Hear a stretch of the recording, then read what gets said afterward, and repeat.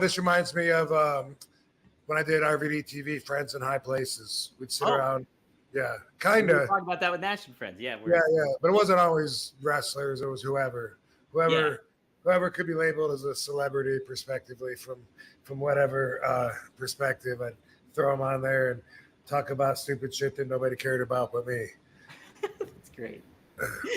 But I had the Warrior on there. Me and the Warrior, Chris Nowinski, one time talking about the power of the mind, and because your mind is like so strong, and your thoughts dictate your vibration, that dictates your life, and that was a good couple of guys to have that conversation with, because Warrior could go out there with me, and Chris Nowinski, he's the master of the brain. He studies the brain.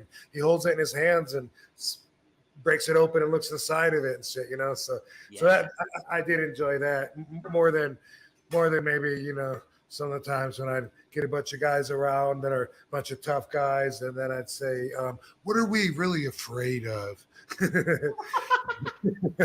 No, man, you called me here for this. They don't want to put their vulnerability in quote. Yeah. No. So you had Warrior and Chris Nowinski on at the same time then? Yeah, to talk about the power of the mind.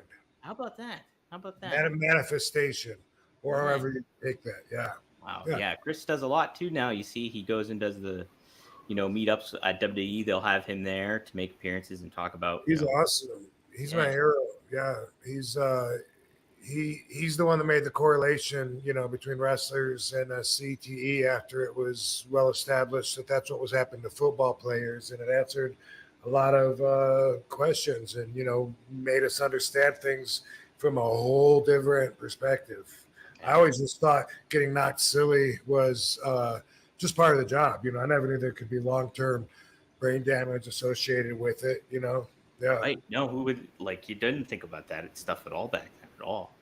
And by the way, in Headstrong and other places, I've claimed that I've come up with a number of 500 concussions that I've said I've had.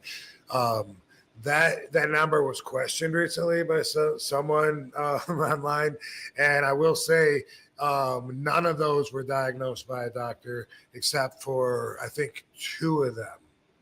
So for me, that was because after talking to Chris Nowinski, he was saying anytime that you're rocked. And I'm not 100% sure that this is fact, but he was saying anytime that you're rocked, that your perception's off, whether you just feel loopy or things are spinning for a second, or you're seeing floaters even maybe or slow motion, sometimes sound goes out. There's all these different things that could happen and that have with me different times that I've hit my head.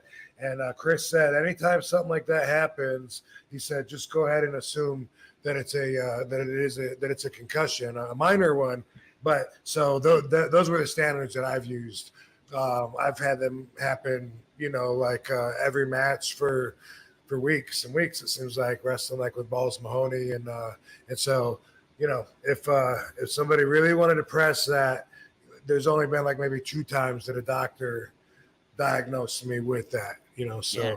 All the fans that somehow think that my brain is a marshmallow now, I don't know if they're watching this show, but I'm fairly coherent. So one of us is wrong.